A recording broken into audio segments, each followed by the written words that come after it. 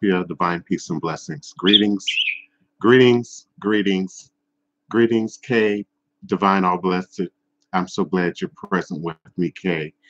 And you know, at some point, making you a moderator, if you are willing to accept that responsibility, but we'll discuss it off air at some point before I actually click you in to do that.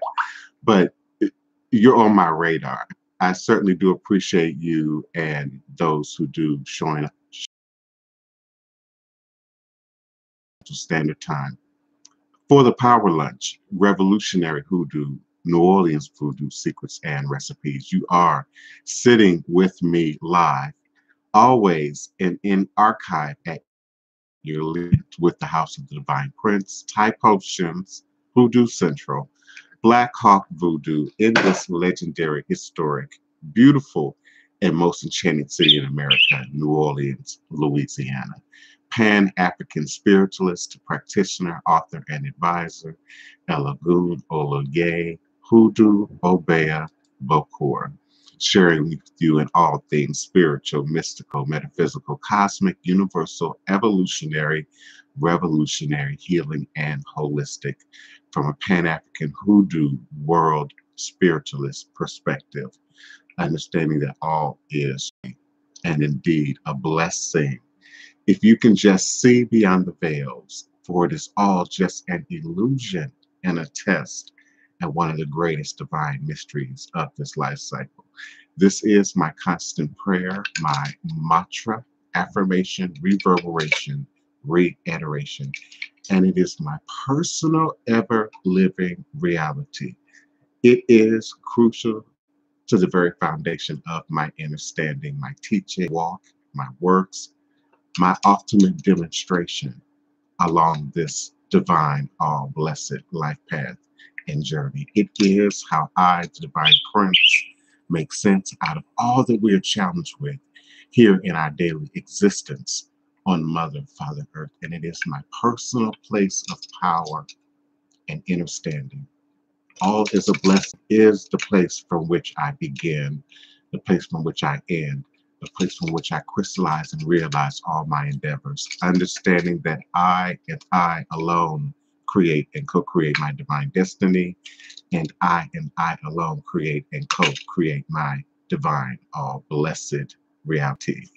And so it is. Ashe, Ashe all. Greetings. Welcome to each and every one of you present here this Saturday, January 26, 2019. This is my sixth show, number 6, and I am emanating and vibrating with you and for you live, virtually, verbally, cosmically, quantum universally from this working temple of the House of the Divine Prince. Thai Potions, Hoodoo Central, Black Hawk Voodoo in this legendary, historic, beautiful, and most enchanted city in America, New Orleans, Louisiana, the land of my ancestors and those who came before me along this spiritualist hoodoo, Obeah, life path and journey, passing down the great Obeah stick along with the knowledge of the healing, life-giving roots, herbs, rituals, spirits, and minerals. I'm always humbled and honored and appreciative by those of you who do choose to join me here in the middle of your day at high noon U.S. Central Standard Time here on YouTube Live for Revolutionary Hoodoo, New Orleans Voodoo Secrets and Recipes. Know that I am truly and indeed grateful. If there is any audio or video technicalities, do type that into the chat in capital letters. That would be very helpful to me. Also, your questions, not your comments, but your questions. Please do type those also in capital letters. Your questions, your criticisms that end with the question mark, you can also put those there in capital letters so that I can see them and respond to them in earnest here on the show. Just so that you understand, today I want to talk about the laws of magic. The laws of magic. And I want to talk about them because the laws of magic were established well before the great ancient civilization that we all know as Kemet, ancient Egypt, Meroe, Ethiopia. Those are great kingdoms, Sudan. But the laws of magic were established as early as magic itself was established. And many of us understand voodoo to be the oldest organized religion in the world. If you understand ancient Egyptian magic, Heka, to be an organized religion, then you understand that voodoo is the oldest organized religion in the world. And so these laws of magic are mutable, which means that they can be relative or transcended to some degree. And then they are also immutable. They're laws that cannot be changed, altered for me, for you, for the witch, for the pagan, for the voodoo practitioner, for the bokur, for the obia, for the astrologer. And so I'm often asked, why do you stand so strongly, about training, about study, about initiation into these systems, particularly if you're operating as a practitioner. Students study on. My students, my godchildren, my initiates will tell you that I stress, please study, read everything, truth and fiction. Read it all. Have a clear understanding of the difference. Have a clear understanding of what's being said. Not only what's being said, but who the author is. Who is the author? Some of you understand that I'm the child of a retired educator. My mother was a school teacher in the public school system, uh, but she was also homeschooling us at the same time. She was one of the first teachers who brought Black studies, Black History Month, Kwanzaa into the school system. And in the 70s, that was objected against. You risked your job. You risked being ousted from education for trying to interject what at the time was seen as quite possibly subversive information, if not radical, revolutionary information. So the idea of study and going to the library and knowing how to use, um, uh, all the tools available in that system. And now that's available to us with this new technology online. So I strongly suggest read everything. One of my favorite sites, people ask me for my books. What do I like to read and what do I suggest people read? I'm getting ready to give you one powerful site, and that's sacred text. Sacred text. And sacred text includes almost all world religions that they can document, from Christianity to Islam to Rastafari to Voodoo, and they have documents, historic documents that carry from each of these traditions there. So I always say, read everything, study everything, be self-approved, but then know when you need instruction. You don't go into chemistry without instruction. And so indeed, we shouldn't go into healing and spiritual practice without training and without instruction. We would demand it for the dermatologist. We would demand it for the podiatrist. We would demand it for the pediatrician. We would demand it for the therapist, the counselor, the marriage counselor, the financial counselor. You would demand a certain level of training and understanding. So this is not about to be, a session where I'm going to complain. I'm actually going to give you real food today, real truth, real documented information that you can not only absorb, but then also find that showing up in your demonstration. It will absolutely. There's a saying that when you come into the light, you cannot go back into the darkness. Once you truly stand in the truth of something, you can't then rescind back into ignorance. You can choose to act like you're ignorant, Okay, so then that has karmic, universal, cosmic repercussions. But ultimately, an immutable truth is knowledge is one of the laws that we're going to talk about today, the law of knowledge. So I welcome each and every one of you who are present. I invite you to stay with me, please. I assure you it will be well worth your being present. You're going to receive something more than just entertainment. I've tested entertainment. It didn't work very well. I uploaded a recent video, something about testosterone, and it was really my attempt at not only speaking the truth. I was really speaking the truth in that video. I was speaking my truth, and I was speaking a truth that some of you may have been able to relate to. But I was also trying to operate in the realm of humor. I'm not an Eddie Murphy. I don't have that kind of humor. I'm not Kevin Hart. I don't have that kind of humor. I have a much more dry, some would say sophisticated humor. A type of humor that requires you to think about what's being said in the context of what's being said and sort of piece that together. So I attempted that. I got some positive responses to it, but it didn't go over well.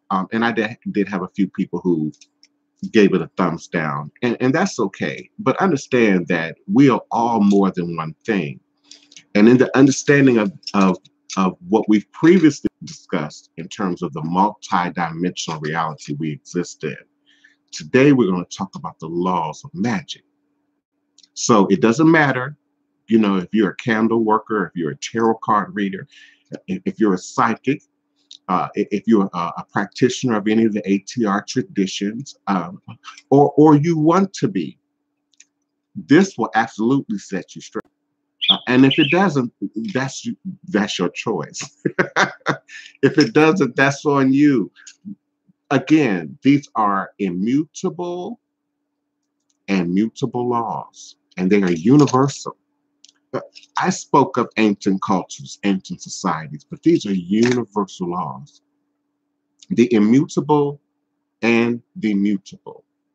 And today we're going to discuss 7.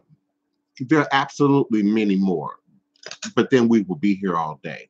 So I don't want to do that to you. I'm going to give you 7. Absolutely, if you appreciate, and thank you for asking, absolutely, if you appreciate what's being shared, I appreciate the donation. We need the donations to keep what we do here going. I'm not just an internet psychic. I'm not just someone with a spiritual face when you see me on camera. Some of you live in New Orleans. Some of you have visited. Some of you have seen the other outlets from which I am available. I am on television in both America and the UK. So I'm not just a made-up internet personality. I'm absolutely operating a voodoo space here, a voodoo house, voodoo temple. I'm absolutely running a Mardi Gras maroon gallery here, and I do provide spiritual services 24 hours, 7 days a week. Some of you in the group already know this. Some of you have already accessed my services, and I'm absolutely grateful. It is the shoulders of great ancestors that we stand, for which I have my being in operation, for which you have your being in operation. For indeed, that ancestral memory still survives in our DNA. And like the Kundalini, it should then rise up in us at every level of consciousness, every level of awareness, and then be present at the head level, at the Ori level. And consciousness is a much more brighter, bigger, expansive thing than 7 chakras. We also discussed that in recent shows. So that's my way of giving you a quick update of the recent shows. If you haven't seen the recent shows, please do go back and enjoy them at your leisure. But today we're going to talk about the 7 laws of the universe. And once you understand and can apply and align yourself with these universal laws, you will experience a transformation both within at every level demonstration. So for some of you, that will be in your personal life, your personal destiny. For others, it will also show up in your practice and how you operate. Your demonstration is a byproduct, if you will, an output of what you say you believe, what you say you understand. And then your ability to demonstrate your belief in that. You say you believe sugar can harm you, so you don't eat sugar, right? You say you've given up alcohol or drugs, for instance, and now you're living sober. So your demonstration is you got days of sobriety behind you. So demonstration in this spiritual context is no matter what your religion is, I welcome you. No matter what your belief is, I welcome you. No matter what your lack thereof, because a great deal of what I'm going to give you is also science. Some of you like science. Some of you appreciate math. I'm giving the quantum metaphysics today. So the immutable and mutable of the 7 universal laws, the first 3 of these 7 are immutable. Eternal laws, meaning they are absolute and can never be changed or transcended. They have always existed and always will exist. The other 4 laws, which we will discuss, are transitory, mutable. They are based on relative realities, and they can be transcended or at least better used to create the ideal reality, the ideal manifestation of that which we seek to be, to produce, to replicate from the spirit realm into the world of what we consider real world manifestation. And this is not to say that you can ignore these laws or attempt to defy them. And even if you do, they will still govern your very existence. They will still govern the very output of that which you have conceived to produce, to project. Your aim is to master each of the 7 universal laws, and only then to learn to transcend the mutable ones. And that's how I teach and encourage the learning of ATR, African-based traditional systems. Is to first learn them, to first understand the system, understand the protocols within the system, before you can then transcend them, before you can then elevate them in any way. Many of us are inclined by our desire for creativity, and we create a thing before we actually end. And we can't do that if we're going to truly operate in the realm of magic without adhering to the immutable, but also understanding how to operate in the mutable. The first of these 7 universal laws is the law of mentalism. And mentalism is immutable. The first of the 7 universal laws tells us that all is mind. All is mind. The universe is mental. That everything we see and experience in our physical world has its origins in the invisible mental realm. We discussed this in a previous show in the last week, so you won't have to look far to find these previous conversations. And we talked about the idea that everything in creation is vibrating light, molecules and vibrating light, and consciousness. And so we see what we've agreed to see, and we have agreed upon understanding of that thing. Otherwise, it doesn't exist. The universal mind from which all things manifest. We see the physical world, we understand in the spirit realm, but it tells us that there is a single universal consciousness.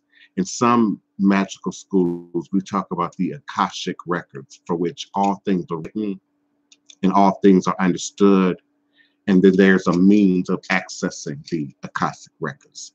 A crystal accessing, learning to access the Akashic records, fine-tuning your mind, your mental power to access the Akashic records, which would absolutely affect your ability to read, to be more intuitive, to be more psychic if you indeed possess these gifts.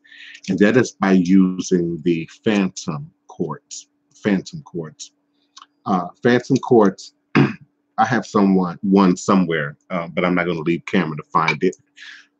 But Phantom Quartz would be a great tool, and you can ask me later about Phantom Quartz. I'd be glad to explain it for accessing this universal mind and learning to it, your mind, to the appropriate vibration, to the appropriate rhythm.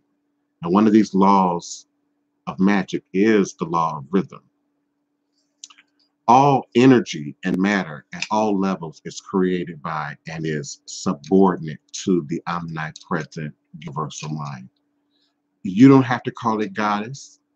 You don't have to call it God. You don't have to call it Allah. You don't have to call it Yahweh. You don't have to call it the universe. But indeed, there is a consciousness, an elevated consciousness. And you don't have to be spiritual to understand that. It is demonstrated in the math. Your reality is a manifestation of your mind, and this is true mind power. So indeed, there is a universal, omnipresent universal mind, which holds this Akashic records, if you will, for which we all have access to. We are willing to do the work to open up ourselves to allow our body. You got to be careful about what you're eating, the amount of water you're taking in, doing the mental work to gain access, just like you do exercise to benefit the physical body, to build up the physical body. Athletes do it to take the physical body to another level. We indeed have to do so to operate in mentalism and understand that it is the first law of magic, what you believe. And see, we can say one thing, but inwardly, that omnipresent spirit knows exactly what your inner thoughts are, what your inner belief really is. That will short circuit your magic. I don't care if you're doing candle magic. I don't care if you're doing root magic. I don't care if you're doing Bible magic and you're prayerful and you're positive and you're sanctified and you're reading your Psalms. If your mind is not in a state of true belief, and belief, I'm not talking about faith belief, I'm talking about belief from a left brain perspective. I'm talking about belief from evidence, belief from experience. And sometimes you give your mind the experience in order for it to then recreate that. For instance, I know I've digressed, but I'm gonna get back to the second law. Just please give me a moment. We can be in a negative mood. We can be in a depressive mood, but you can fake it until you make it. You can keep telling yourself, hey, I'm great. My way of doing that is all as a blessing. If I'm not having a good day, if the things are not going well, if I'm not right, all you're going to get from me is all is a blessing. Unless there's a solution to this, just there to create a solution to that thing, all you're going to get is all is a blessing from me. My godchildren understand that best. The second law is the law of correspondence.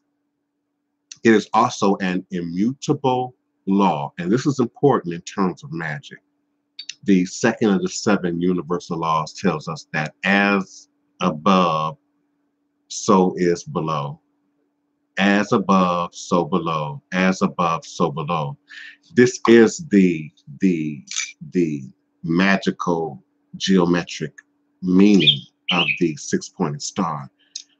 For indeed, the number three comes together in your two-dimensional triangle. And then you lay on top of that triangle facing the opposite direction, suggesting we give and we receive. Spirit gives and then we produce or receive, or there's an outcome. We talked about this, always an energy exchange. It's not just magic, it's in life. We breathe oxygen and we return carbon dioxide. We take from nature and we return a byproduct to nature that's something else in nature, even if it's the bacteria, requires for its survival. So as is above, so shall it be below. Also, when we think about what's the point of ritual, what does that do? One of the most commonly misunderstood symbols in voodoo is the voodoo doll. What's accurate about the voodoo doll is the intention. It's the intention that you can apply energy one place, in a specific region, in a specific zone, and then expect an output from that. In a traditional sense, the sajidi, which is a form of eshu, which would be made out of wood or stone, would have iron, ogu, embedded in it as a mark of a prayer, as a mark of an offering.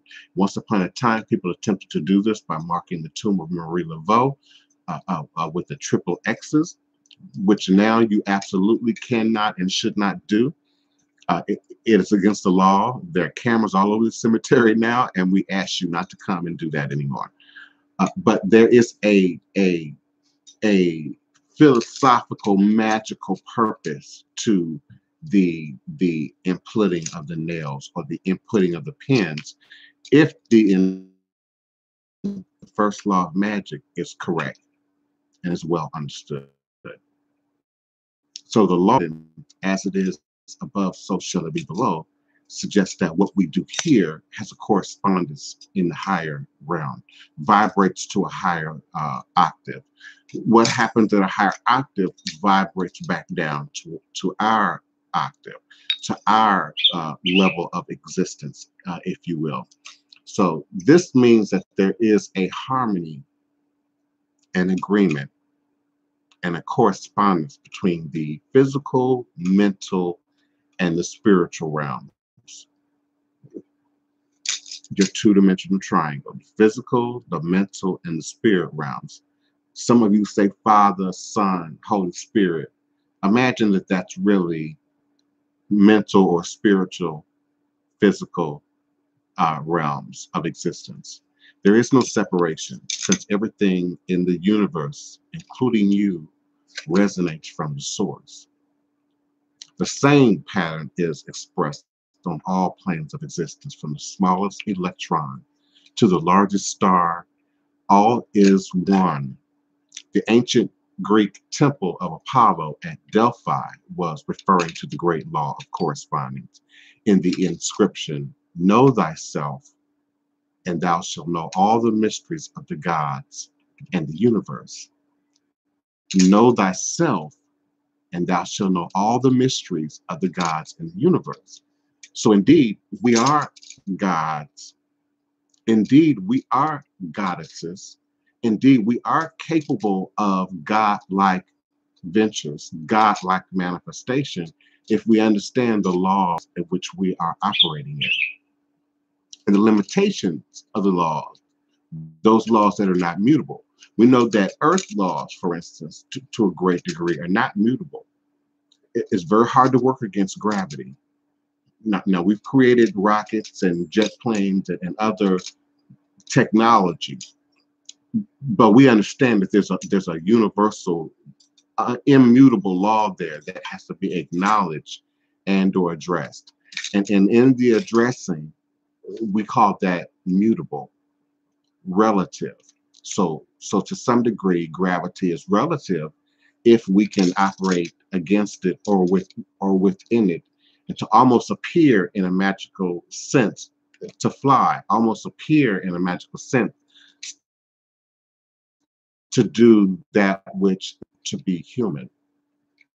So know thyself, know all the mysteries of the gods and of the universe. It's also a critical philosophy in masonry. It's also a critical philosophy in secret societies. It's also a critical philosophy that is taught and instructed and implanted in qualified initiations. I am God because God is within me. I am because my ancestors are all powerful. I'm able to do all that I can conceive to do. And so if you understand, truly understand, and then understand up here, but then you understand here, and then becomes part of your demonstration, these laws of magic, then indeed there's nothing that we cannot do. There's nothing out of the realm that is not revolutionary that we cannot accomplish. The third law is the law of vibration, and it is indeed immutable. This is one of my favorite laws to talk about. The third of the seven universal laws tells us that nothing is at rest. Everything moves, everything vibrates. Even what we perceive to be an inanimate object absolutely has a vibration. Not just the vibration that we can create by striking it, but all molecules, all vibrating, all things are in motion. The third and last of the laws, these laws that neither you nor I can violate or go against, tells us that the whole universe is but vibration. Science has confirmed that everything in the universe, including you, is pure energy vibrating at different frequencies. The axiom that attracts like energy, likes attracts like. It's a common, powerful, well-known axiom. Birds of a feather flock together. It's the same axiom. So the laws of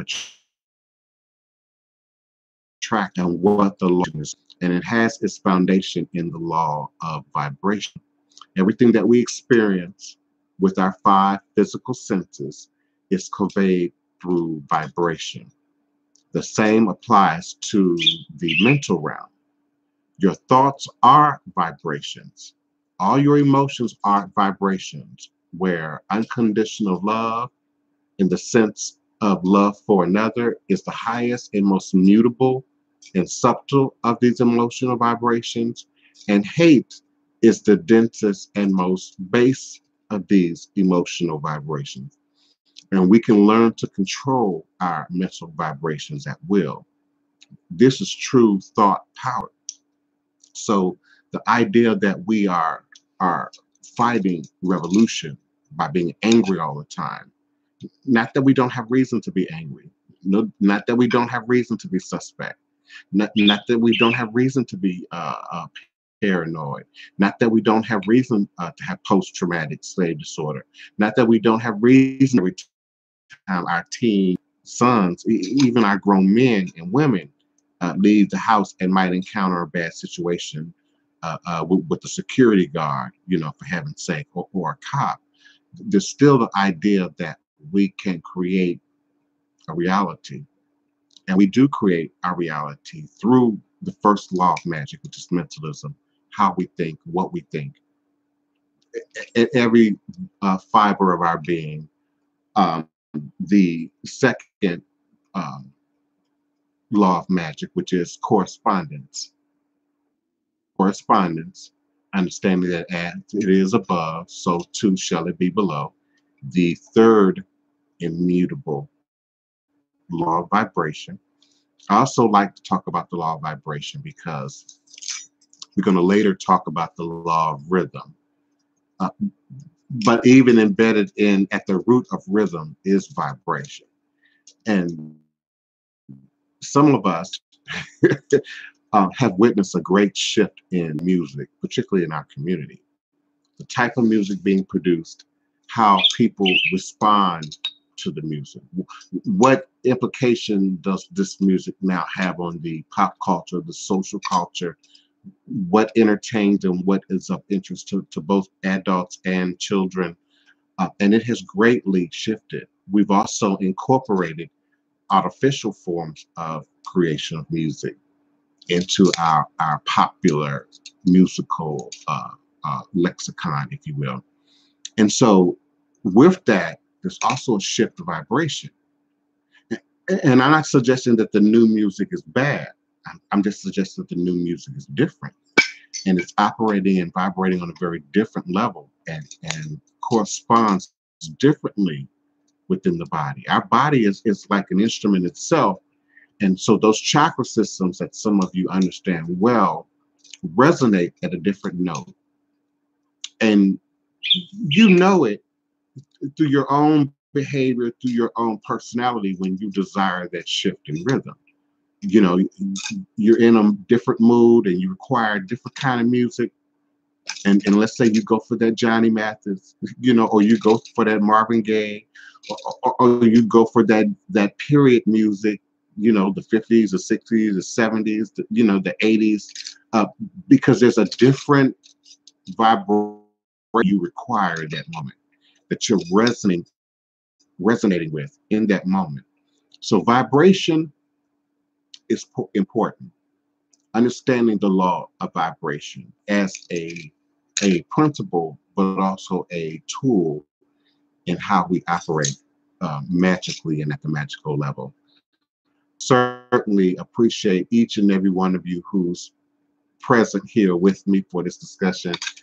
I'm truly honored. I want to acknowledge each and every one of you.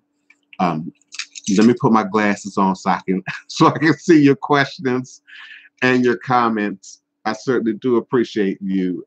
If you do have a question, do type it in capital letters so that I can see it and then respond to it. Eleanor Dannon, I'm seeing collective consciousness with a question mark behind it. So if there's another part of your question, you put me in a position to now have to find it, and I'm going to need you to put it all in capital letters so that I can see and respond to it. Ashia, I hope Crothier, I hope I'm pronouncing your name right. Peace and blessings to you as well. You're asking, what point did you know it was time to start your own house with your own godchildren? And was it through spirit? Well, first of all, it absolutely has to be through spirit. Absolutely. And even if just like any other ministry, religion, if you will, even being called into, accepted into, invited into becoming a Mason, a Shriner, a five percenter, a Eastern Star, entering truly into any of these houses, because we're talking about entering a house. You could be invited at birth, you could be invited as a child, but then there's a process of studying and initiation that has to happen. And then, so there's a marriage of spirit suggesting, making it clear that it's time for you to move forward in the house. But then also your elders and your godparents in the process of graduation. Um, you can't skip, the 10th, 11th, and 12th grade unless you test out of that and then say you graduated high school. You can go and take the GED, but you're absolutely going to have to study, memorize, know some things, and then pass the test in order to then get that paper to then say. So starting a house is not very different. For many of us, unfortunately, we have the memory of our past lives in the church. So in a church format, you got the evangelical minister who says, God called me to preach, right? And they go and open some storefront church somewhere, and we don't know them from Adam Housecat unless they're friend or family. We don't clearly understand, who they are, what their background is, what their experience is. And so often, talking about faith again, people are then going absolutely on faith. Is the space on fire? Is there real healing taking place there? Is it real magic showing up in that space? But even then, if that person is truly right, then they're going to study. Then they're going to get some degree maybe behind them. And I don't necessarily stand on degrees.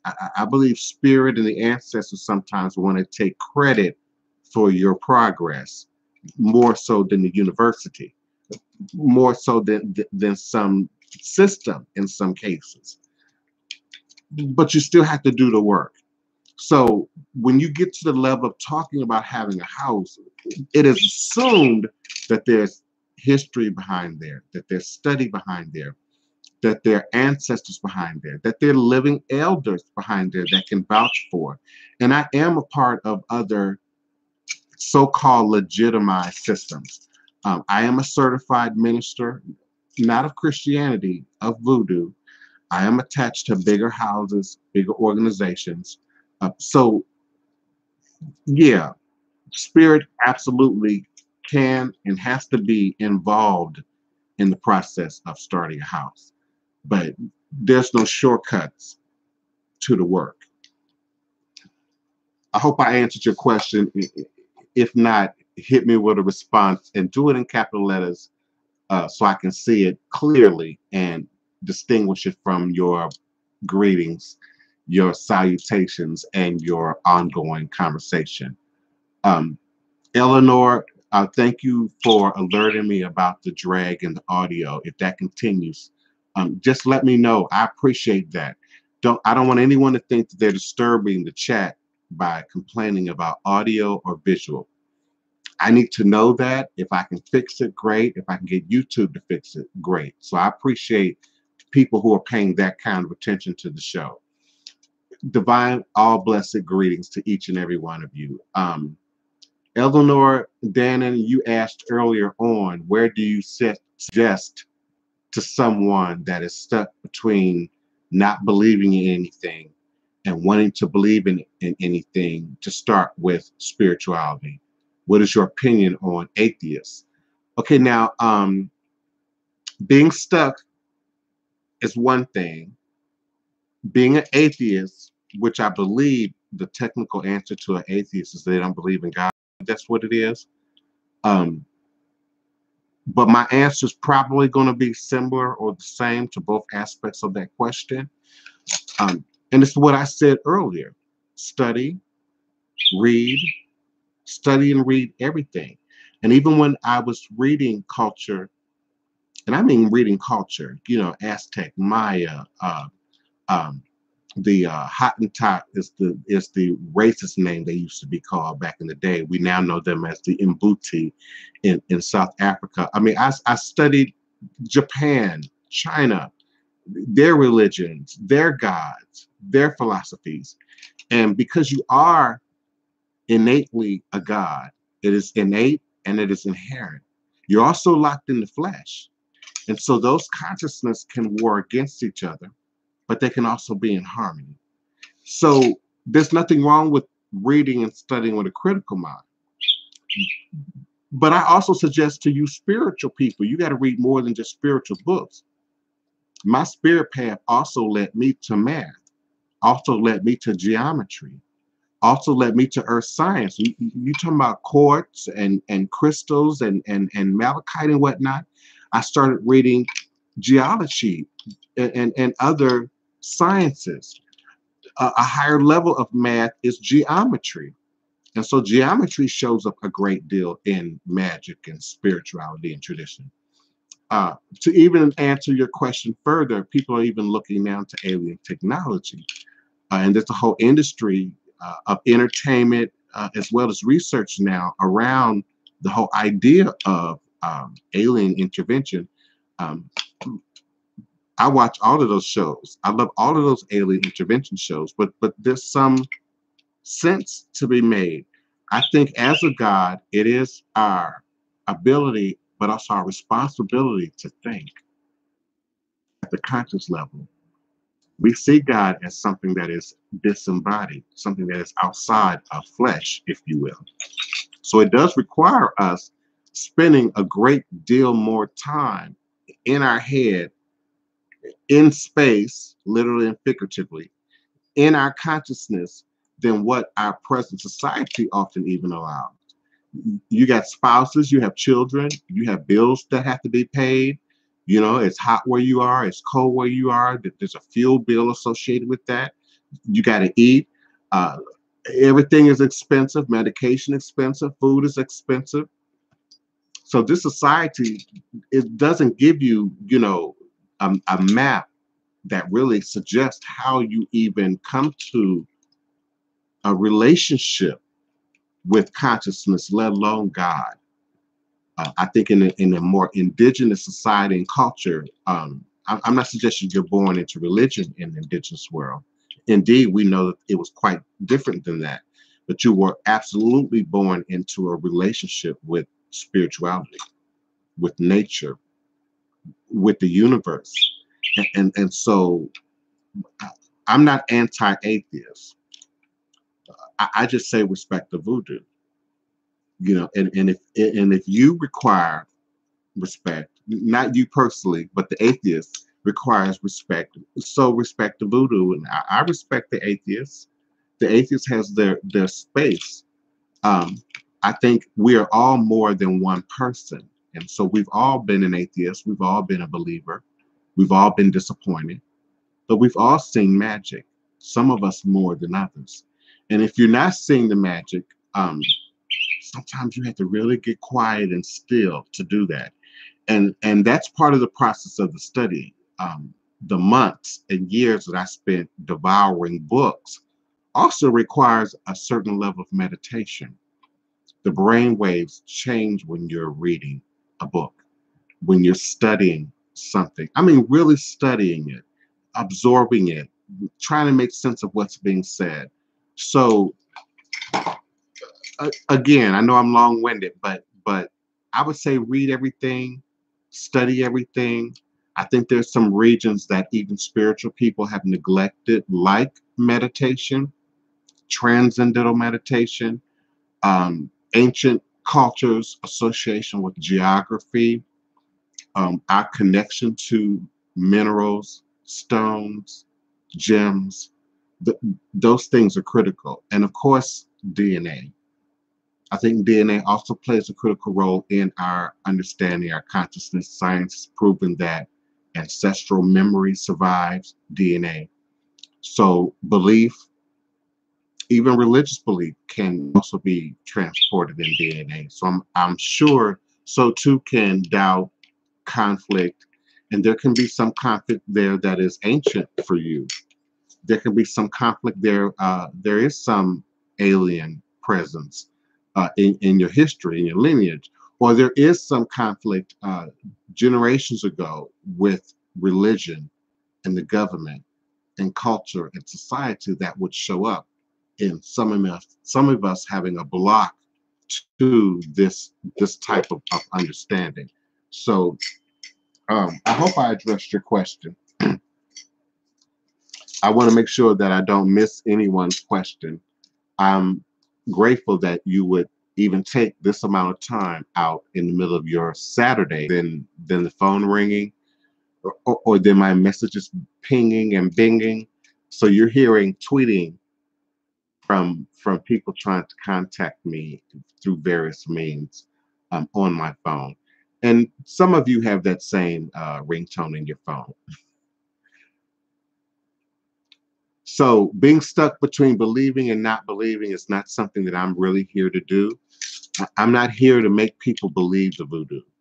I'm not here to convince people to believe in magic. I'm not here to convince people to believe in spirituality.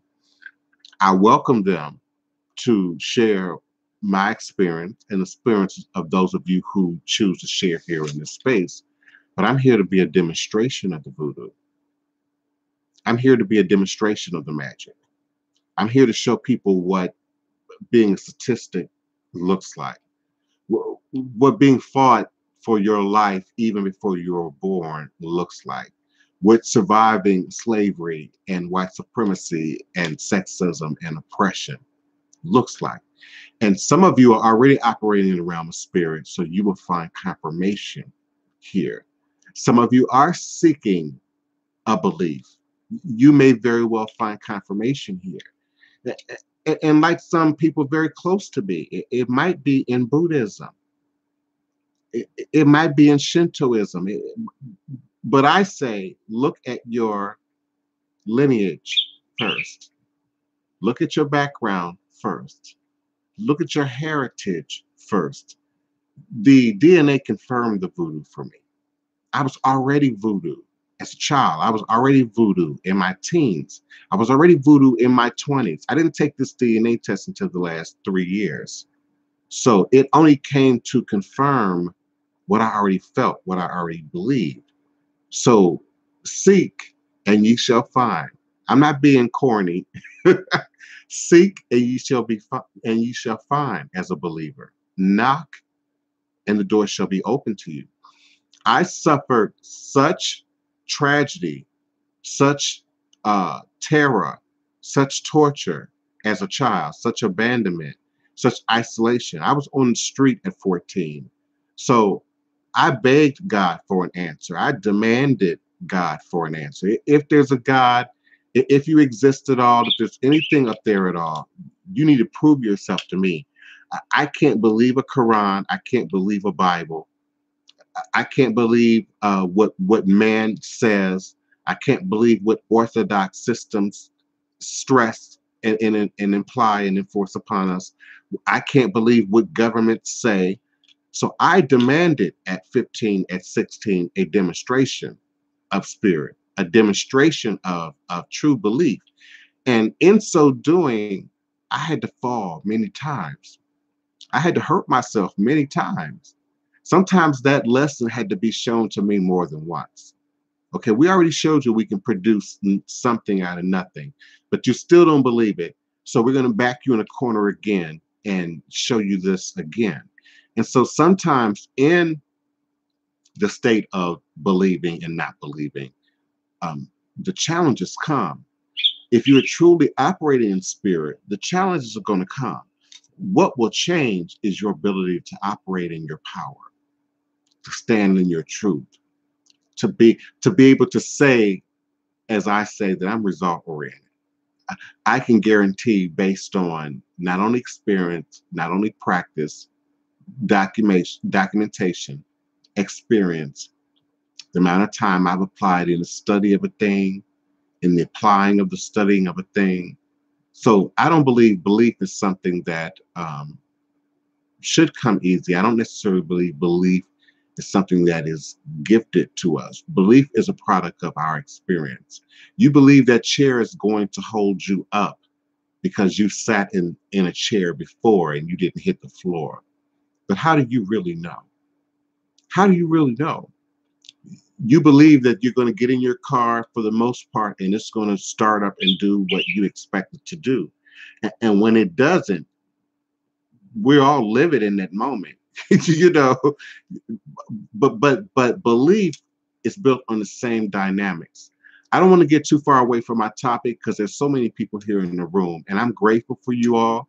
I am talking about the laws of magic today, the laws of magic. There are laws of magic that are indisputable, that are immutable, and there are some laws that are absolutely mutable. Can be transcended, might be a better way of putting it, can be evolved. But you must know the law, understand the law before you can then apply that law. And the fourth law that we're going to talk about is the law of polarity. The fourth of the 7 universal laws that we're going to talk about today tells us that everything is dual. Everything has poles. Everything has its pair of opposites. Opposites are identical in nature, but different in degree. It is also the first of the mutable or transcendable universal laws. It means that there are 2 sides to everything. Things that appear as opposites are in fact only 2 extremes of the same thing. For instance, heat and cold may appear to be opposites at the first glance, but in truth, simply varying degrees of the same thing, varying degrees of temperature. The same applies to love and hate, peace and war, positive and negative, good and evil, yes and no, light and darkness, energy and matter. And that's why it is said and believed and understood in traditional African-based religious systems, and indeed indigenous world systems, that there was not necessarily a belief in good or bad, in God and the devil per se, understanding that they are varying degrees of the same thing. You can transfer your thoughts from hate to love, from fear to courage, by consciously choosing to raise your vibration. This is what in the ancient Hermetic teachings is called the art of polarization. If you're familiar with the ancient Hermetic teachings, they have their origins in Kemet, in ancient Egyptian culture and traditions, and those cultures that intersected with ancient Egypt. Understand there were powerful trade routes. One of them traveled from East Africa, from Kemet, to West Africa, to Timbuktu. And so when we think of ancient Egypt as a think tank, if you will, as a capsule of great power and great knowledge, we know that they were influenced also by outside influences, other ethnic presences in that region. So we can transform a thought, an emotion, a metal, if you will, transform wood into a useful tool or an object of great art. And by doing so, we are operating in the realm of polarities. We understand Ibejis in Voodoo, Marasa Toi, Marasa Do, Dosad. We understand the power of male and female. But we also have to understand within the knowledge of the laws of magic that they are polarities of a much broader thing, a much broader idea. All between those polarities, there are many degrees. There are degrees of a thing that we all can stand in. Some of us are more masculine than the other. Some of us are more feminine than the other. Some of us are more right-brained than the other. Some of us are more left-brained than the other, or some combination of them. So polarities show up as mirror images, as twinning in magic, in voodoo, but they can also show up as polar opposites, like Ibeji, like the divine twins, rising above the law of polarity, because it is the first of the seven laws that is mutable, that we can transcend to some degree. This principle of duality may appear to be very real in your life, but it operates only in the physical and the mental realms, not in the spirit realms, where all is one. As it says in the Bhagavad Gita, which is another powerful ancient book, God is above the opposites.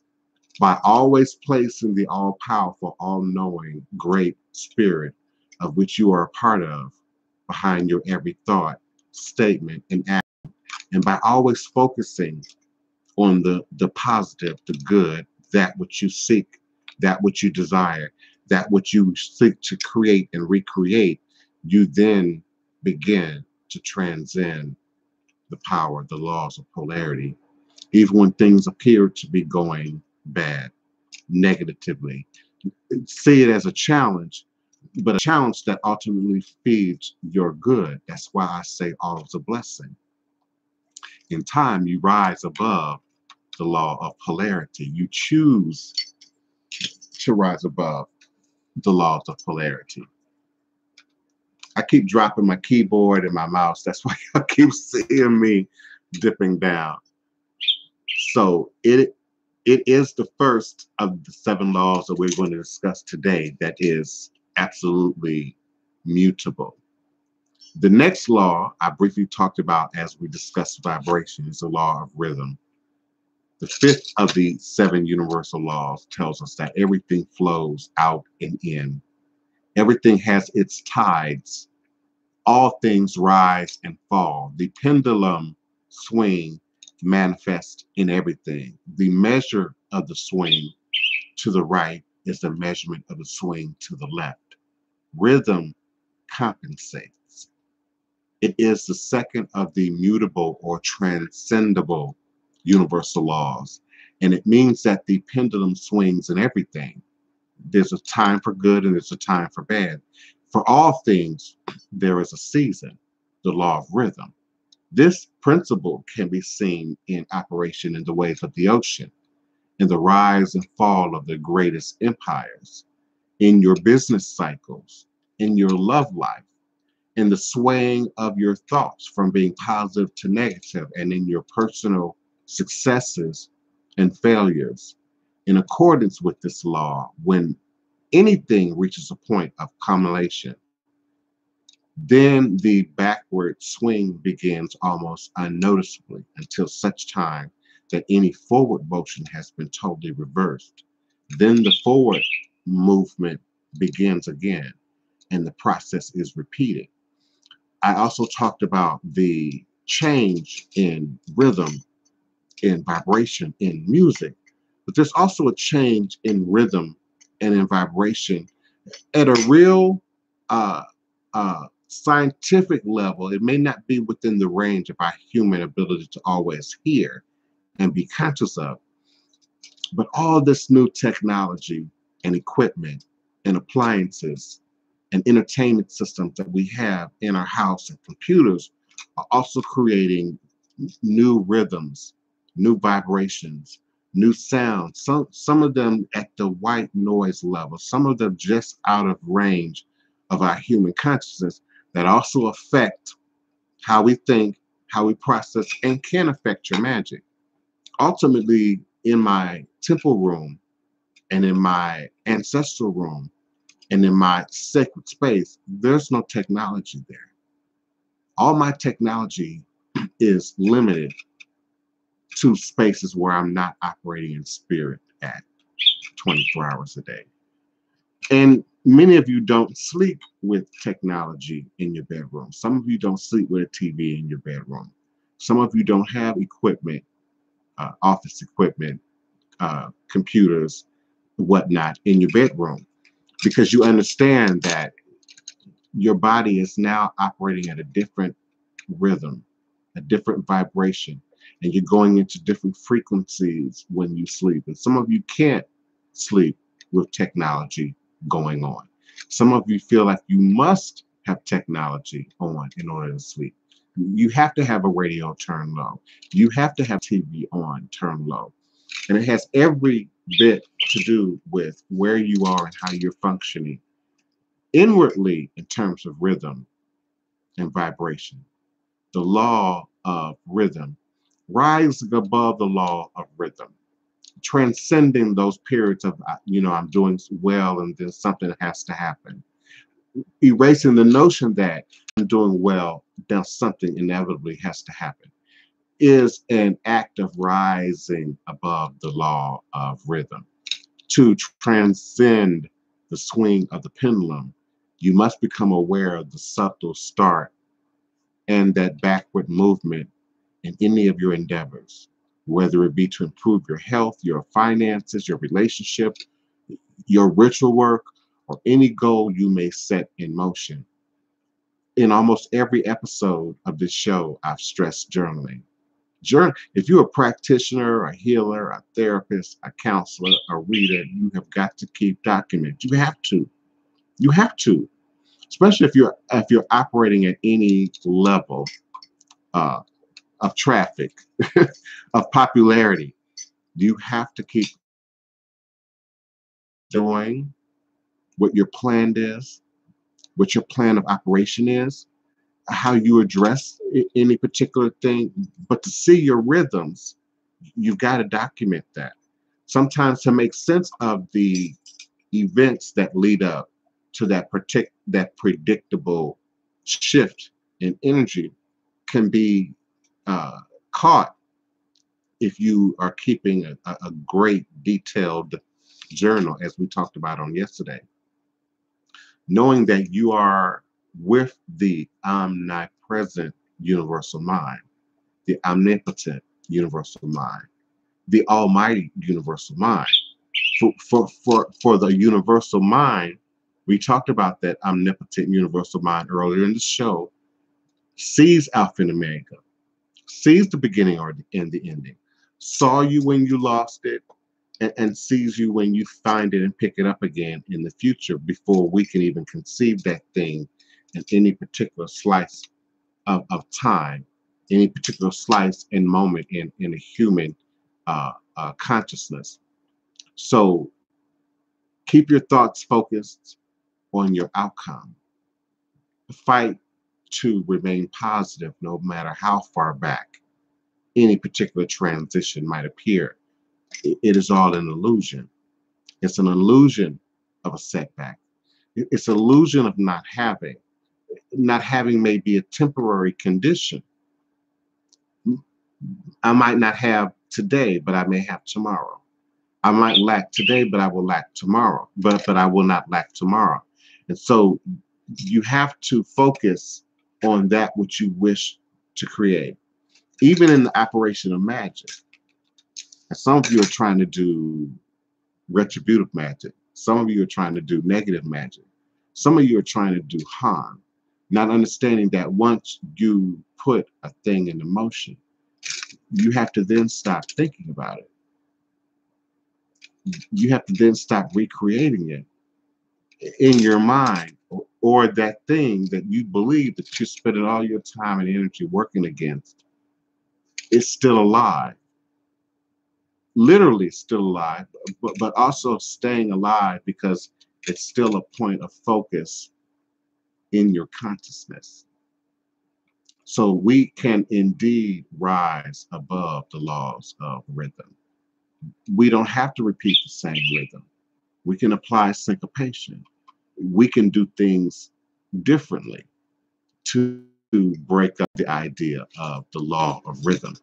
But indeed, if you're operating as a practitioner, as a reader, as a healer, as a seer, you must understand the law of rhythm and how that shows up on the table, how that shows up on the board, how that shows up as a cycle that might be repeating itself based on, you can get a rhythm going on something, and then before you know it, that whole thing is rocking.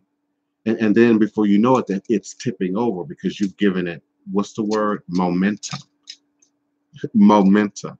So if I've, crossed you and you've done me harm and you're no longer on my radar, and I don't want to see you around, I don't want you to remain, I don't want you to exist, I'm absolutely not reciting your name.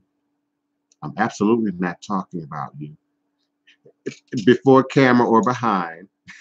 I'm not thinking about you. I'm not repeating your name. I'm not memorizing your face.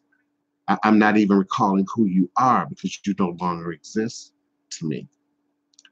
So that thing to expel, to get rid of, that person, place, or thing continues to exist as long as you continue to feed that. First, in what I refer to as the mist, M-I-S-T, the mist. I consider what goes on in here the mist because it's like a smoke. It's like a vapor.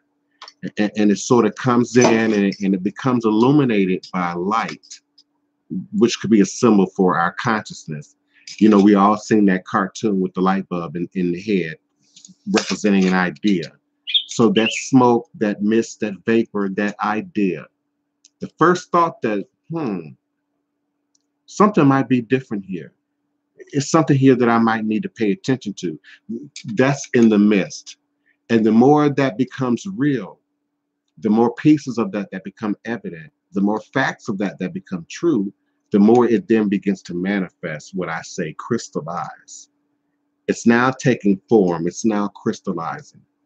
And then once you crystallize any particular idea, any particular thought, any particular notion, particularly in your ritual work, you then have an expectation of it manifesting in real world time.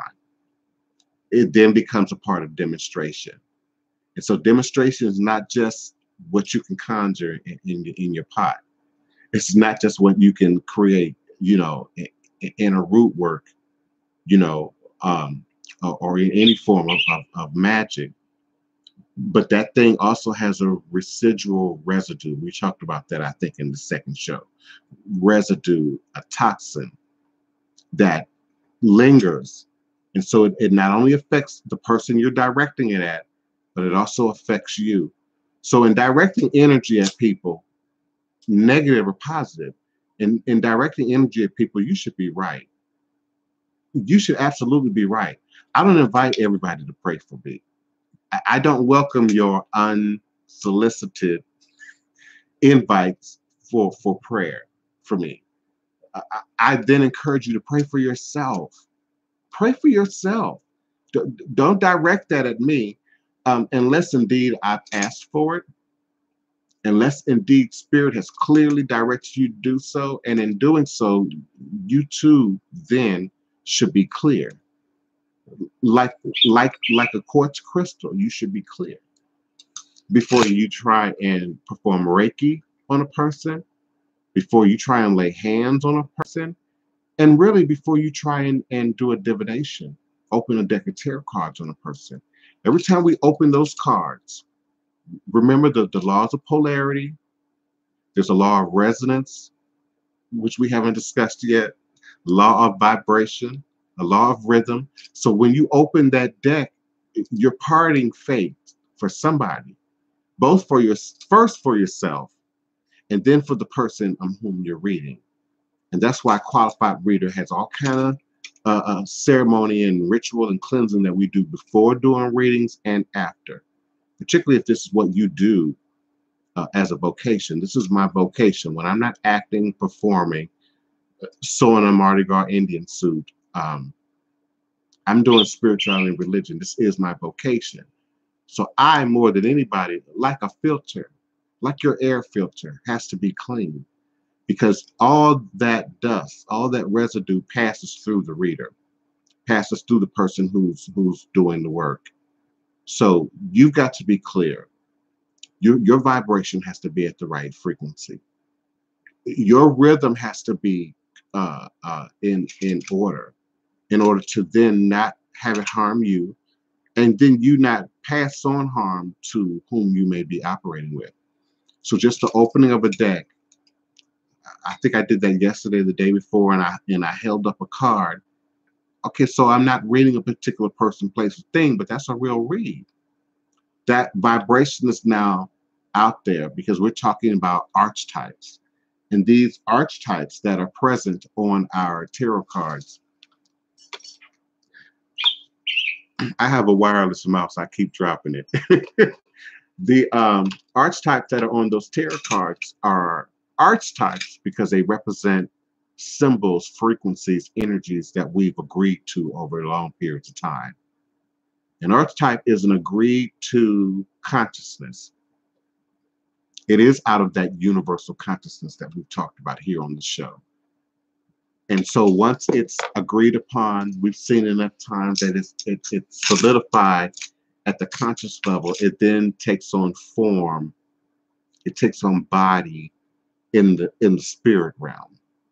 And that's how magic works at its most simplistic level. We know it's much more complicated than that, but at its most basic level, that's how magic works. So there has to be a level of belief, not necessarily faith.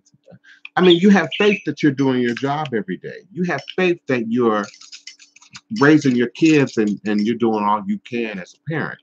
I mean, you have faith you can drive cross country because you've done it before, and remember the path, or you know how to navigate your vehicle, and you don't have any real concerns about the highway.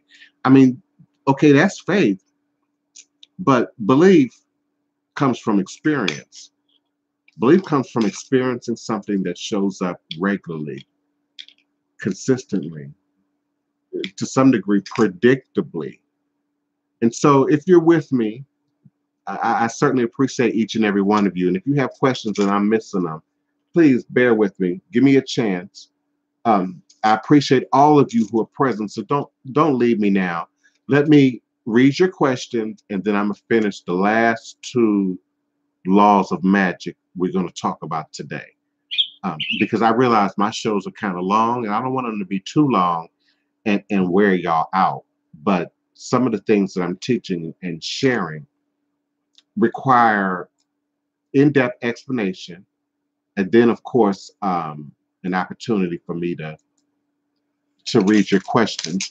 And for some reason, the chat is kind of slow right now in terms of my ability to scroll. Let's see. Min Sam Cartier. Min Sam Cartier, your question is about where to order crystals from. First, let me get my humor out, okay? Let me make a quick joke. I'm not here really to support any particular product and or business per se.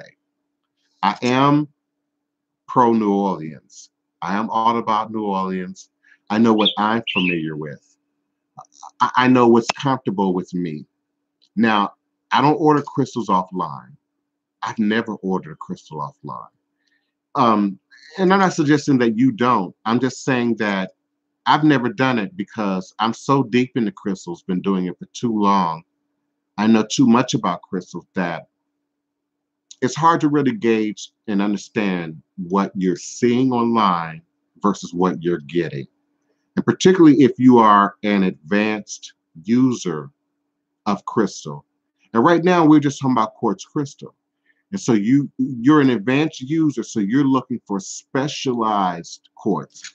So you might really need the clearest tabby quartz you can find, and just no other quartz is to do. Well, you can't figure that out online.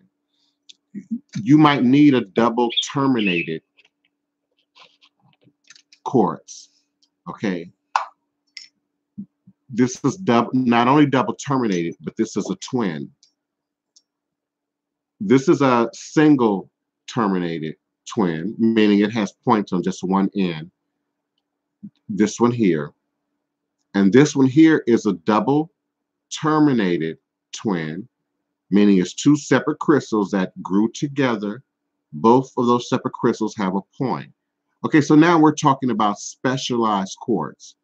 If you just need a pretty stone, you know, and you're making jewelry, and it doesn't matter to you if it's cornelian, this is cornelian, or rose quartz or amethyst, because you know you just need a pretty color in your work. That's one thing. But if you're asking me about getting crystals to do spirit work with, on your mind, body, and your spirit, and then those of others, then I would get comfortable with the rock shop that you know. Now, if you're going to order,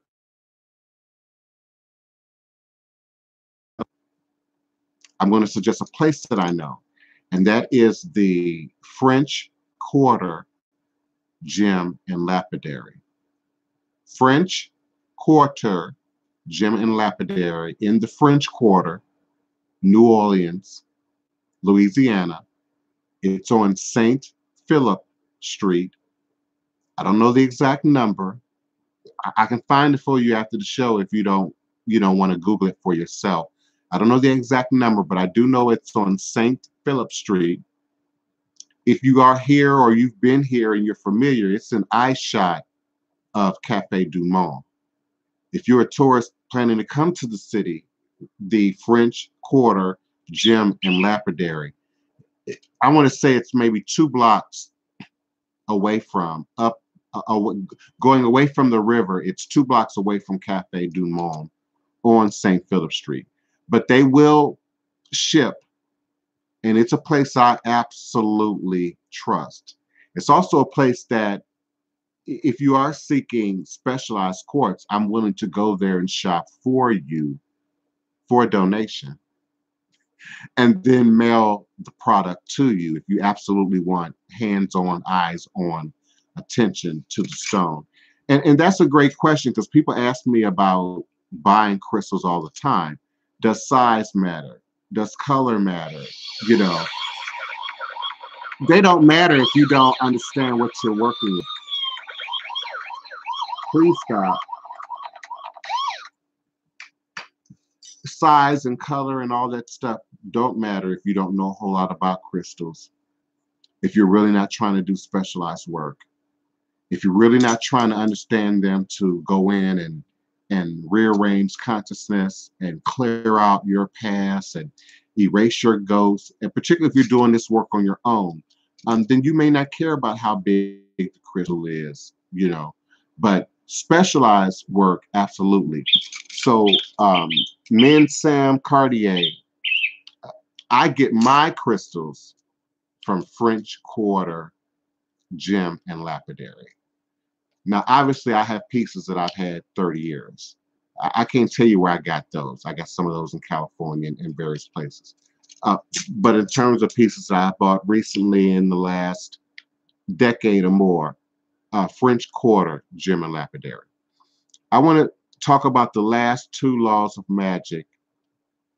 Some of you are getting bored with me, and I understand. I know you got things to do.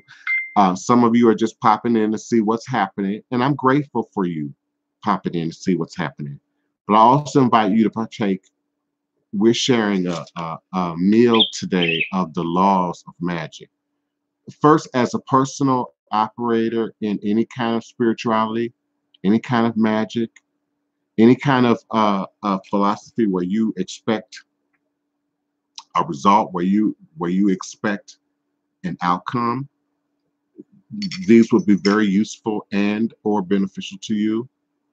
But more importantly, if you are indeed a practitioner, and I don't care if it's a tarot reader, um, a Reiki practitioner, these would then be essential to you. I'm delaying because all of a sudden I'm having a problem with my word.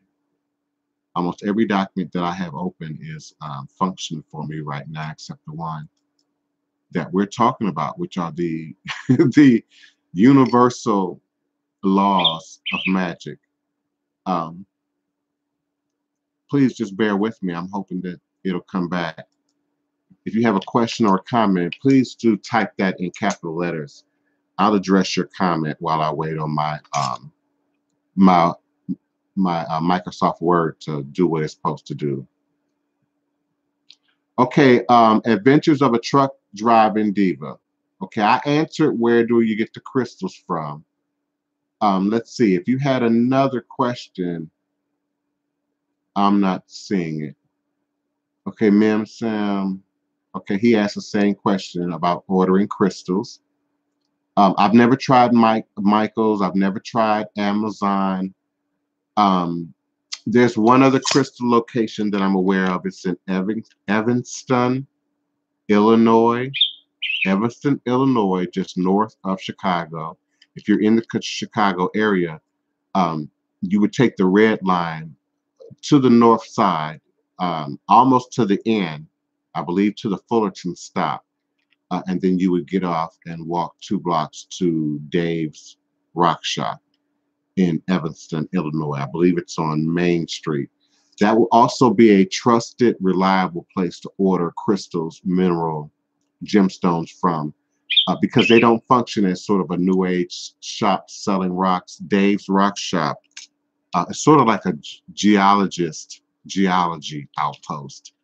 So because it's with that we not only can see and observe, sort of trace your ancestry, if you will, not only through the mental passage. Some of us don't have that, or don't have that as a dominant thing in our DNA, but will find other cultures.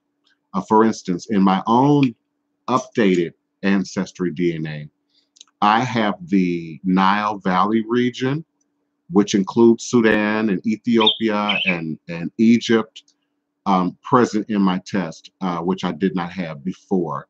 And I also have, less than 1% Asian showing up.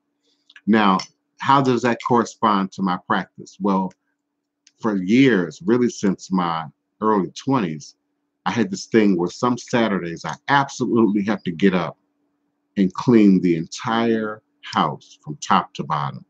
And I have to do it to Arabic music.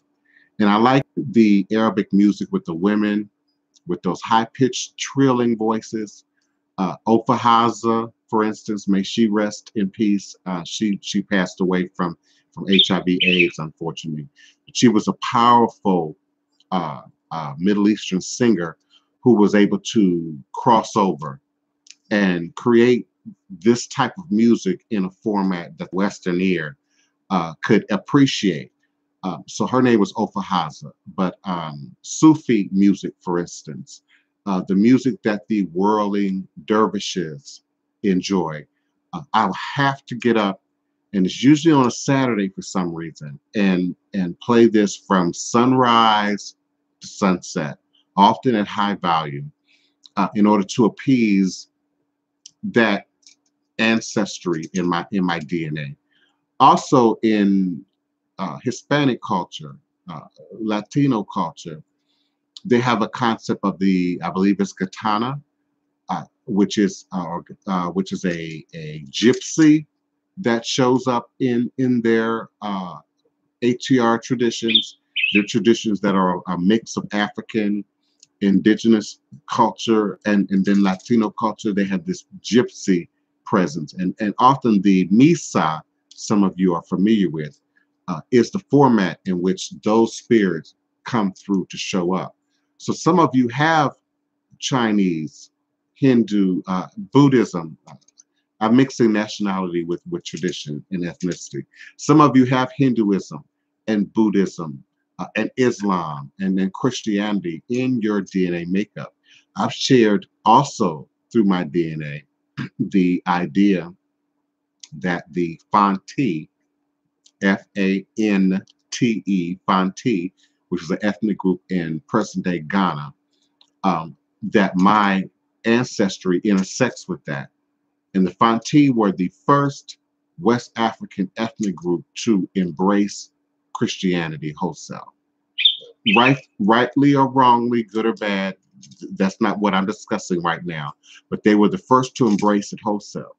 So the idea, the notion that my mom or that other Black people would then be as devoutly Christian as they are, it's not hard for me to grasp. It's not the religion for me. I have my own personal, political, spiritual reasons why I don't support it. But I can understand why, with some Black people, it shows up at that DNA level. Again, I have Nile Valley showing up now in my DNA. So Coptic Christianity, early Ethiopian, early Egyptian Christianity can then also stand up in your DNA, particularly when you're doing ancestral work. It will show up. Now that my Windows is operating again, I want to give you the last two laws of magic that I want to discuss today. Before I lose any of you, I too need to get some water and hydrate and get something to eat. So I'm not going to keep you for much longer. The sixth law is the law of cause and effect. Many of you are familiar with the law of cause and effect, and it is indeed a mutable law. It can be transcended. The law of cause and effect is at the root of much of ritual magic practice. The idea that I can create a cause, do something here, and affect something over here by way of a ritual that I perform over there. It is an extension of the idea of the law of cause and effect. The sixth of the seven universal laws tells us that every cause has its effect. Every effect has its cause in accordance with this law. Every effect you see in your outside or physical world has a very specific cause, which has its origins in your inner, and mental worlds, your inter and intra-dimensional spaces. This is the essence of thought power. Every one of your thoughts, your words, or actions sets a specific effect in motion, which will come to materialize over time. So sometimes people will argue, particularly in the cases of the vulnerable, victims, children, the weak, do they then create these scenarios for themselves? Do they then bring these things upon themselves? And initially, absolutely not. We all choose to act in a way that's in alignment with our truth. And so as we then experience a person, place, or thing, and then move forward, it becomes a part of our inner thought processes, our belief systems. So then we come to expect certain things. We lose trust in certain things. We develop a sense of security in other things. You heard me say that I'm left brain when it comes to voodoo. I believe in voodoo because it's proved itself to me over and over again, not because of faith, not because I believe it because it looks like something that's believable, but because it's a part of my experience. So to become the master of your destiny, you must master your mind. For everything in our reality is a mental creation.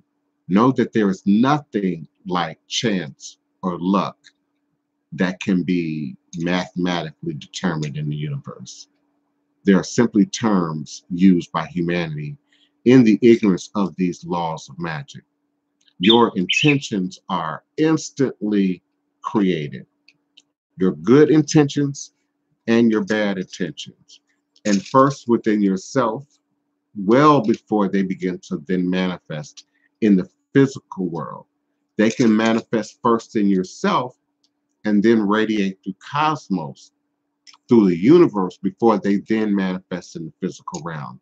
And so too, that thing, that evil that you create, notice my wording, that you create for another, that first sets up in yourself. You can't actively work a curse against someone unless they absolutely deserve it, absolutely are set up to have that return to them in the universe. And then we can put a mirror up to that to send that back. But you can't curse someone who's undeserving. You can't create a block for someone who has not created a block for themselves, who have not set up that energy for themselves. You can only work with that energy that's present. All energy, I think this was show number 3, all energy in the world was created, it is said, at the Big Bang. So therefore, all the positive in the world, all the negative that can ever exist in the world is here. And it's here to be accessed. But you can't then create out of nothing. Something has to then be already present for you to put together, to combine with your elements of ritual and magic in order to make a thing become true, in order to make a thing then manifest. The law of cause and effect applies on all 3 planes of existence: the spiritual, the mental, and the physical. The difference is that on the spiritual plane, cause and effect are instantaneous. On the spiritual plane, cause and effect are instantaneous, such that they appear inseparable, whereas on the other planes, our concept of time and space and earth creates a time lag between the cause and the actual effect, because you are working now against earth laws, earth time, earth science, often in cases linear time as many people perceive it. And know that when you focus on your chosen goals with intention, using creative thought and intention, that which you want to create in the physical world is automatically manifest in the spirit world. And with preservations and practice and continued concentration and thought, it will also become materialized, realized, crystallized in the physical world. And the last of the 7 laws of magic that I wanted to talk about today is the law of gender. The law of gender. The last of the 7 universal laws tells us that gender is in everything. Everything has its masculine and its feminine principles. This mutable universal law is evident throughout creation in the so-called opposite sexes found not only in humanity, but also in plants, minerals, electrons, magnetic poles, to name but a few. Understand, I'm not talking about gender identity. For indeed, I myself identify as non-binary gender identifying, MX. But everything and everyone contains both masculine and feminine elements. Among the outward expressions of feminine qualities are often considered love, patience, intuition, maternal instinct, gentleness, mother wit. And of masculine qualities are energy, self-reliance, logic, intellect, physical strength. Know that within every woman lies all the latent qualities of a man. And within every man lies all those qualities of a woman. Within you exists all the qualities of your mother, of your great grandmother, of your great great grandmother, and the great mothers that are your ancestors. Know that within you stand up the essence of your father, your grandfather, your great grandfather, and your great great grandfathers and great great grandfathers before you. And it doesn't require you to know them. Ancestral memory being established in your DNA has been scientifically and mathematically determined. So we're not talking about gender roles. Indeed, we're talking about the presence of the memory, the experience, the essence of both of your parents standing up and showing up within you and around you. And so when you know this, you will know what it means to be whole, to be complete, and the idea that we can attract to us the law of attraction, the law of resonance, which we're going to discuss on a future show, is a powerful one when you understand how these laws work, that each and every one of us operate in these laws every day, and that our job is to amplify them, is to recreate them, is to make them predictable first for yourself. That goes back, beloved, to your question of belief, is to make these laws evident first to yourself. Make them predictable unto yourself. Make them stand up as proof for yourself and then around you. And then you will find belief becomes easier. Belief is a product of your experience. All of you gifted people in my room, I strongly invite you to journal. Write down your dreams. Write down your premonitions. Write down your imagination. Write down your creative ideas. You'll be surprised what will be proven to you. You'll be surprised how much of that that's passing through that crystal that is your head absolutely is real. Absolutely manifest in a real world way and in real time. And in a manner of predictability that you can document and then teach and then share. Grimoire is a fancy, magical word, but it's really a detailed journal of what you've done. If you're doing a chemistry experiment, you're going to keep a detailed journal of what you used, what you mixed together, what you applied, any level of chemistry. When we go to the doctor and they take labs, for instance, they're documenting every single thing because they're looking for a pattern, the law of rhythm. They're looking for predictability, that swinging pendulum that we painted a picture of, that's always going to come back to the center, but gains momentum in each swing. And so that becomes predictable in your life if you're paying attention. I know those moments in my life when things are going so well that something or someone is coming for me. I've learned to predict that because I've marked it in time. And don't count your mistakes. Don't count your errors as just that, an error. Count them as a lesson. Count them as all as a blessing. Take the time to look at them carefully and chart your future moves so that you don't have to repeat that thing again. It is an error when you don't gain the lesson from it. It is an error when you don't learn, okay, this hot pot hurts if I don't handle it with care.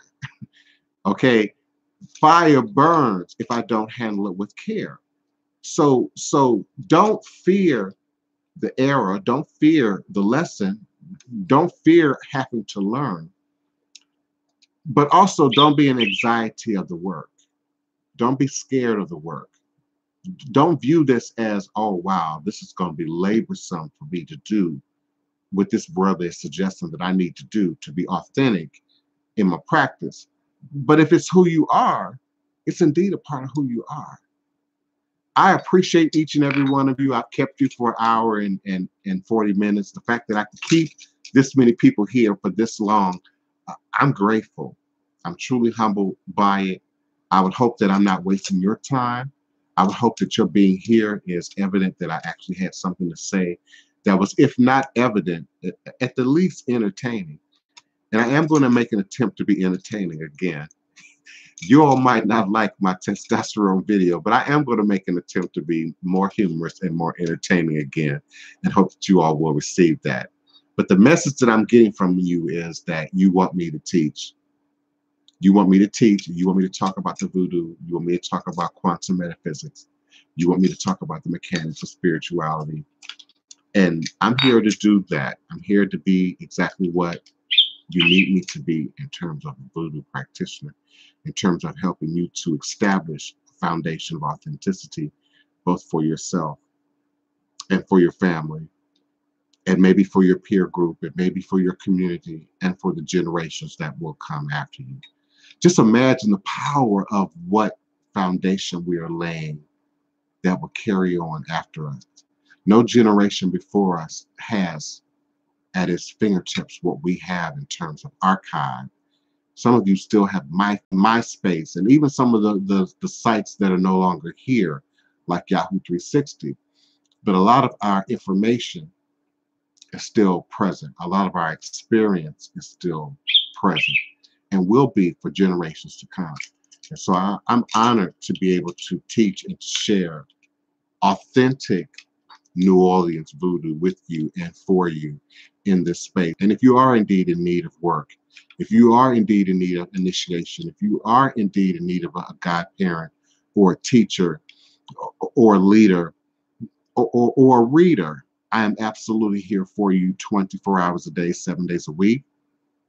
Because of that, absolutely you're required to make an appointment. Please do email me at DivinePrince at houseofthedivineprince.com. I'm also grateful for your offerings, your ebos, your donations by way of PayPal. PayPal me. Many of you are familiar with PayPal me. You already know how to work PayPal me. PayPal me, the Divine Prince. If you are unfamiliar or not quite sure how to work that, I do have a direct link both in my website. Also, it is a part of the signature in my email response to you. So just send me an email and I'll be glad to assist you. I'm going to check my chat one more time and be sure that I'm not missing any of your questions or comments, which I pray are being typed in all capital letters. It makes it easier for me to see them and to find them, and then I can respond to them in a timely manner. If during this little scroll through the chat, I do not find a question or a comment, I'm going to end the show probably in the next 5 minutes and invite you all to come back again on Monday at high noon, U.S. Central Standard Time here for the Power Lunch, Revolutionary Hoodoo, New Orleans Voodoo Secrets and Recipes. I'm looking for your questions. If there aren't any, I'm going to end the show. I would also like to talk about a little bit more about politics in the future, maybe not Monday or Tuesday or Wednesday, but in the future. Um, indeed, revolution, the idea of revolution, also has a political element to it that I want us to also look at as a means of fighting back, clapping back, but also making real change in society and culture. Just imagine the power of, there are 30 people who still are remaining with me. Just imagine the power of 30 people working ritual on a chosen target with a chosen outcome, and then having documented proof of that working. And then imagine the power and the fear, because the fear of voodoo is both legendary and feared. The power of voodoo is both legendary and feared.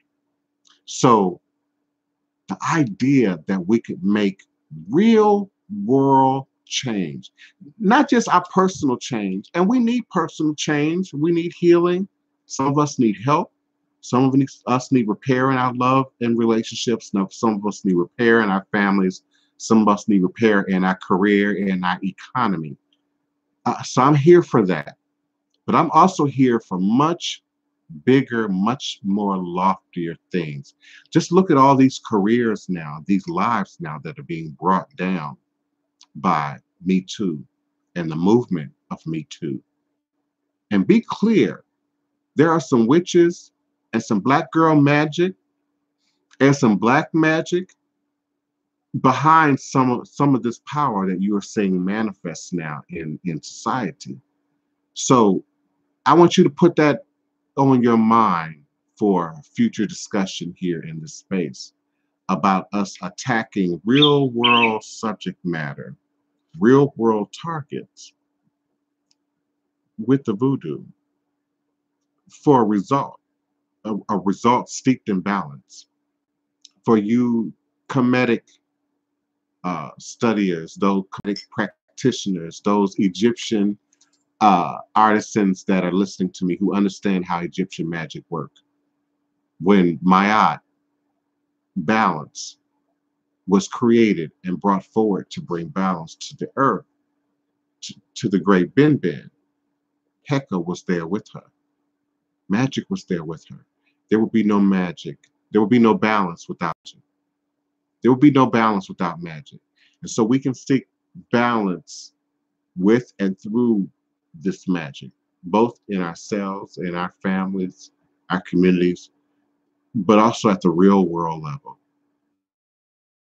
Let's think about targeting persons, places, or things with the voodoo in this form, where there'll be at least 30 witnesses or more on any given day that would have heard us proclaim it, that would have heard us discuss it, that would have seen us talk about it, and then see it manifest in a timely fashion. The timing on my readings and my work is 30 to 90 days. So this is something that we can do that could be documented here, that could be witnessed by many people here in this space. If you all don't even have any other questions for me, my Facebook link isn't functional. It should be. I actually have my Facebook up now. So be sure you are typing facebook.com/divine, DIVINE, Prince Emmecca. But then I also have a blog talk radio change the name, a group page, Black in New Orleans. Black in the Day, Black in New Orleans. So if you're trying to find my Facebook profile, it's full. It almost always is, and I would have to kick somebody off to add friends. I can't realize that you can only follow 5,000 people. You can only friend 5,000 people in Facebook, and you can only follow 5 people. Yes, but I just did a refresh. So my Facebook is working fine. So we're going to have to check the link. We're going to check what you're using.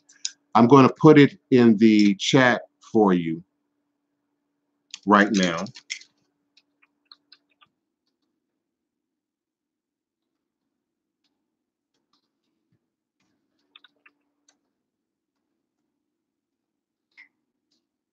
And again, I have other Facebook pages that you also might be able to find and or locate. But yeah, my Facebook itself should be fine. So without further ado, I am truly honored and appreciative by each and every one of you who would choose to be here with me in this sacred space of high noon U.S. Central Standard Time. To take this kind of time out of your day is truly and indeed an honor. Remembering that all is truly and indeed a blessing. If you can just see beyond the veils, for it is all just an illusion and a test and one of the greatest divine mysteries of this life cycle. I look forward to seeing you next Monday at high noon. I also look forward to your email request. I do have a few appointments left for the weekend, but you need to get them in as soon as possible. And I certainly do appreciate your offerings and your donations by way of PayPal. PayPal me, the Divine Prince, or at my email address, DivinePrince at houseofthedivинeprince.com. All is truly and indeed a blessing. Ashe, Ashe, Asheo, Ashe. All is truly and indeed a blessing. Divine joy.